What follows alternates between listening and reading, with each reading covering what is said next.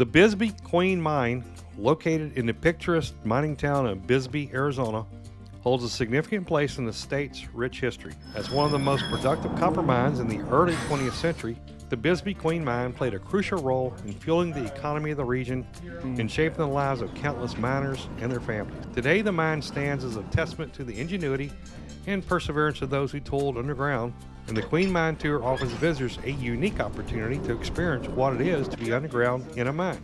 This is Daryl and Erin on Travel with D&E. Join Erin and I as we tour the Bisbee Queen Mine. The Bisbee Queen Mine was founded back in 1877 by a group of determined prospectors. They struck gold, well, copper to be precise, and launched a mining boom in the area. Copper production began with the individuals and then expanded by companies, such as the Phelps Dodge Corporation, which operated the Copper Queen Consolidated Mining Company. It eventually became a sole operator of the mining district. Over the years, the mine expanded with a multitude of shafts and tunnels being excavated to reach deeper and richer ore deposits. As the mine expanded, so did Bisbee. Unfortunately, the underground mines closed in the summer of 1975. The town of Bisbee smartly pivoted quickly to establish the Queen Mine Tour and other improvements to create a tourist economy. The origination of Bisbee mining can be traced back to a fellow by the name of Jack Dunn, who participated in a U.S. cavalry scouting mission against the Apache Indians back in 1877. The men camped on a spot in the canyon below the spring in the Mule Mountains, where they found signs of mineralization indicating the presence of lead, copper, and possibly even silver. This location is in close proximity, a couple hundred yards to the entrance to the Queen Mine that the tour uses today. Dunn made a deal with a prospector named George Warren. Warren was to locate the claims and work the property with Dunn as his partner. Supposedly, as the story goes, as Warren headed to check out the claim, he met up with some friends for some whiskey drinking. They struck a deal and staked new claims and left Dunn out of the deal. Interesting story, I'd say.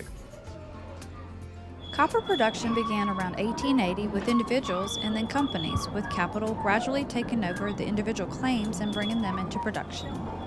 One of these companies was Phelps Dodge.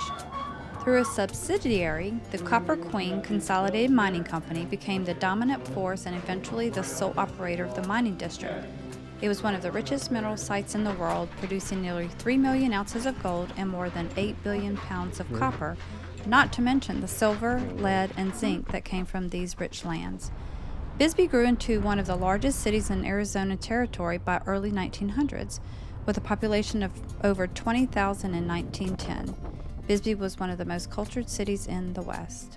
A very sad and troubling event occurred in 1917, which sent ripples throughout the country.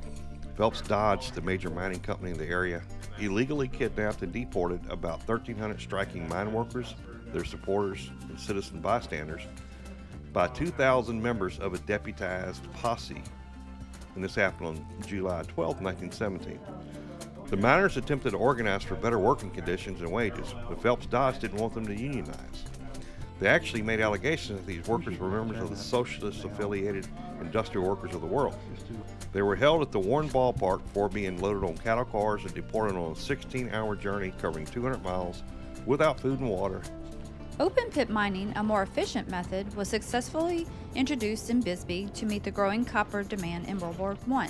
Covering almost a century, Bisbee's mines were responsible for producing over 8 billion pounds of copper, 102 million ounces of silver, and 2.8 million ounces of gold, along with millions of pounds of zinc, lead, and manganese. By 1974, ore reserves were depleted. Phelps Dodge shut down all open pit mining operations in mid-1974 and closed underground mining in December 1974. With the mine closures in 1974, the mayor of Bisbee smartly thought about how to pivot the town from a mining-heavy one to one that supports tourism. He wanted to keep the history of mining alive in Bisbee, hoping to attract tourists. The city of Bisbee, the Economic Development Administration, and volunteers all pitched in either money or time to get the mine tour project underway. On February 1st, 1976, the Queen Mine Tour was officially open to visitors. More than 1 million visitors from all 50 states and more than 30 foreign countries have enjoyed the ride into the mountain on the underground mine tour train. Each tour group is led by a guide and an experienced mine operator. The tour guide will share tales of mining days, techniques that were used in the mines, and the dangers of mining, and much, much more. Safety for all visitors is a strong presence during the tour. When your tour is called, you will be given your own personal hard hat to wear, a miner's lamp, and a safety vest. Following a brief introduction and a comprehensive safety briefing, you'll board an original mine train for this underground excursion. Passengers sit straddling the bench seat akin to riding a bicycle. The tour is a half-mile round-trip ride complete with 2 stops.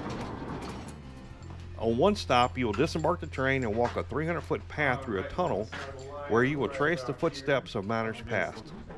At the other stop, you'll climb a series of 36 steps to see some of the equipment the miners used. You can opt to remain on the train with the accompanying tour guide if climbing the steps is difficult for you. The mine train will take you 1,500 feet into the mine. The climate in the mine is very cool, so if you aren't wearing a long sleeve shirt, you might want to bring along a light sweater or jacket. The Queen Mine Tour is located in Bisbee, Arizona, which is southeast of Tucson. Driving on I-10, take the Benson, Arizona exit on Highway 80 and head south for 47 miles. This is a beautiful drive, so keep your eyes open to see the climb up into the mountains. You will also pass through the Mule Mountain Pass Tunnel. We also went through a Border Patrol checkpoint, so that was pretty cool. Just a reminder to show you how close you are to Mexico.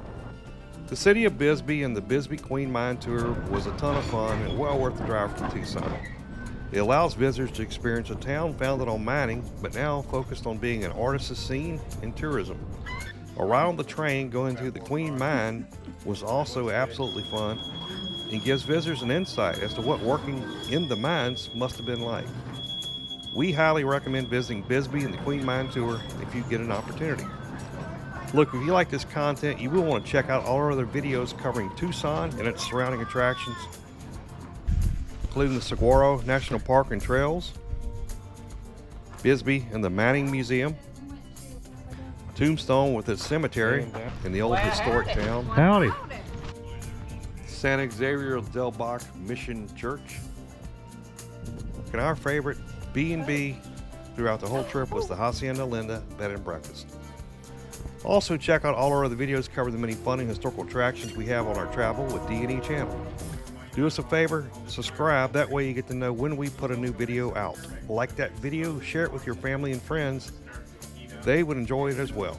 Remember to put a comment below if you visited Bisbee or the Queen Mine Tour. Give us your thoughts on that trip.